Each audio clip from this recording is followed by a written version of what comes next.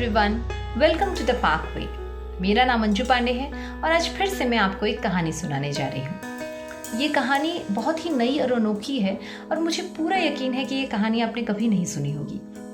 ये कहानी है एक खरगोश और कछुए की कहानी। एक दिन खरगोश कछुए से कहता है, चलो भाई रेस करते हैं। कछुआ कहता है, मुझे क्या दिक्कत हो सकती है, चलो रेस कर लेते हैं। दूसरे दिन अपने म्यूचुअल फ्रेंड्स के साथ मिलकर ये जंगल के बीचों बीच एक रेस ट्रैक तैयार करते हैं। On your mark get set को सुनते ही दोनों दौड़ना शुरू करते हैं। खरगोश दौड़ना शुरू करता है और कछुआ चलना शुरू करता है। दौड़ते दौड़ते खरगोश बहुत आगे आ जाता है और जब पीछे मुड़कर देखता है तो कछुआ तो उसे कहीं नजर ही नहीं आता। आगे उसे एक पेड़ दिखाई देता है और वो उसके नीचे बैठ जाता है और सोचता है कि थोड़ा रेस्ट कर लेता हूँ, पर रेस्ट करते करते उसे नींद आ जाती है और वो सो जाता है। जब वो उठता है तो वो देखता है कि कछुआ अभी भी नजर नहीं आ रहा। वो दौड़कर फिनिशिंग लाइन के पास जाता है, लेकिन अफसोस वो रेस हार चुका होता है। Moral of the story is slow and steady wins the race. यानी कि अगर हम लगातार मेहनत कर रहे हैं तो सफलता हमें जरूर मिलती है।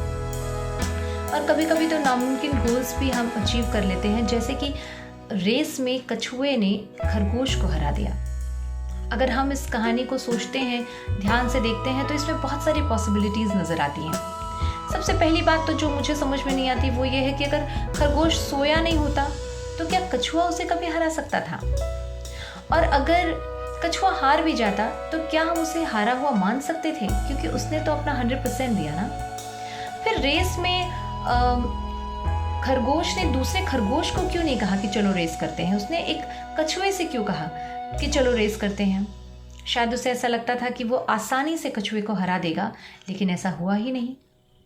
इसके अलावा कछुए को क्या पड़ी थी जो उसने चैलेंज एक्सेप्ट किया? शायद उसे लगता था कि पार्टिसिपेशन इज़ एवरीथिंग। शायद उसे लगता था कि अगर मैं कोशिश करूं तो मैं गोल्स अचीव कर सकता हूं, अपने खरगोश को भी हरा सकता हूं। या फिर उसे ऐसा लगता था कि कर्म करते हैं, फल की इच्छा नहीं करते। लेकिन जब मैं इस बात को ध्यान से देखती हूँ, गहराई से सोचती हूँ, तो मुझे ऐसा लगता है कि ये जो कछुए और खरगोश के बीच में ये जो रेस हुई ना, ये बिल्कुल भी जस्टिफाइड नहीं है, क्योंकि प्रकृति ने इन दोनों को अलग तरीके से बनाया है। ये दोनों बिल्कुल डिफरेंट हैं, उसी तरीके से जैसे हर एक इंसान बिल्कुल डिफरेंट है। हमारा बैकग्राउंड अलग है, परवरिश अलग है, एजुकेशन अलग है, नज़रिया अलग है, बिहेवियर अलग है, प्रायोरिटीज़ अलग है, ओपिनियंस अलग है, व्यूज़ अलग है, हर चीज़ तो अलग है। तो जब हर चीज़ अलग है तो ये रेस क्यों, ये कंपैरिजन क्यों? क्यों हम खुद को दूसरों से कंपेयर करके खुद को डिग्रेड कर रहे हैं? क्यों हम ये कंपैरिजन कर रहे हैं अगर हम सब यूनिक हैं? हम सब की अपनी एक पर्सनालिटी है जो किसी से भी कंपेयर एक्चुअली की ही नहीं जा सकती। देखिए, यहाँ पर कंपैरिजन के साथ एक और वर्ड आता है जिसे हम कहते हैं कंपटीशन। अब कंपटीशन क्या होता है समझ लेते हैं। कंपटीशन का बेसिकली मतलब ये होता है कि कंपटीशन में बहुत सारे प्रतियोगी होते हैं जो एक कॉमन गोल के लिए compete कर रहे होते हैं, जिसमें जीतता तो कोई एक ही व्यक्ति है, पर एक्चुअली में हारता कोई भी नहीं है, क्योंकि हर एक प्रतियोगी खुद को बेहतर बनाने की कोशिश करता है। अब यहाँ दो बातें हो सकती हैं। एक, अगर आप कंपटीशन का हिस्सा हैं तो आप ये सोच रहे हैं कि सामने वाले को मैं कैसे हरा दूँ, या फिर आप ये सोच रहे हैं कि मैं कैसे इस कंपटीशन को जीत जाऊँ। अब दोनों बातें बिल्कुल अलग हैं। हाँ, इसलिए अलग हैं क्योंकि पहली चीज़ है जहाँ पर हम ये सोचते हैं कि हम सामने वाले को कैसे हरा दें, वहाँ पर ध्यान दूसरे इंसान पर है। और जब हम ये सोचते हैं कि हम कैसे जीत जाएं तो ध्यान खुद पर है। तो बेहतर चीज़ क्या है कि ध्यान खुद पर रहे और हम खुद को ही बेहतर बनाने की कोशिश करें। और अगर हम खुद को बेहतर बनाने की कोशिश करते हैं तो इसका मतलब ये है कि हमने अपना प्रीवियस रिकॉर्ड ब्रेक करने की कोशिश की है। And breaking your own previous record is success, right? तो सक्सेस तो हमें वही मिल जाती है। हमें कंपटीशन जीतने की भी ज़रूरत नहीं है। हम ऑलरेडी सक्सेसफुल हो चुके हैं, हम ऑलरेडी बेहतर हो चुके हैं, हमारी पर्सनालिटी में ऑलरेडी निखार आ चुका है। तो फेलियर एग्जिस्ट कहाँ करती है गाइस? फेलियर तो है ही नहीं, कंपैरिजन तो है ही नहीं, कंपटीशन तो है ही नहीं। ये सब वर्ड्स हैं और इनमें जो सबसे खूबसूरत वर्ड है ना, वो है इंस्पिरेशन।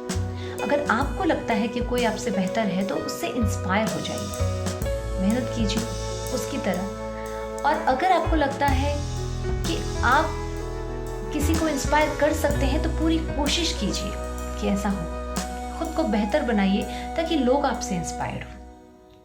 यहाँ पर कोई कंपटीशन, कोई कंपैरिजन की बात हम नहीं कर रहे हैं। तो अगर हम रेस को इस तरीके से देखें कि कछुआ रेस को जीत तो चाहता है, लेकिन वो फिनिशिंग लाइन के पास खरगोश का इंतजार कर रहा होता है। जब खरगोश वहां पहुंचता है तो कछुआ उससे प्यार से कहता है, भाई तुमने थोड़ी देर तो कर दी, पर चलो हमें चलना है, मस्ती करनी है, पार्टी करनी है, क्योंकि रेस तो तुमने भी कंप्लीट कर ली और रेस तो मैंने भी कंप्लीट कर ली। तो ज़रूरी क्या है गाइस? रेस को कंप्लीट करना। ज़रूरी है हार न मानना, ज़रूरी है मेहनत करना। बिल्कुल भी खुद को कंपेयर करना सही नहीं है, किसी से भी, खुद से भी नहीं, क्योंकि जो आप पहले थे वो आप अब नहीं है।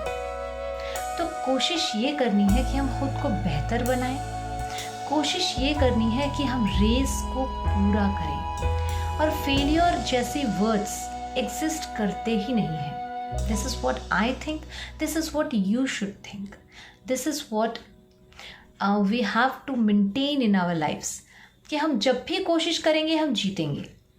हम कभी हार सकते नहीं, क्योंकि हम कभी पीछे जा सकते नहीं। और ध्यान से देखें तो कहीं ना कहीं कोई ना कोई रास्ता खुला ज़रूर दिखता है।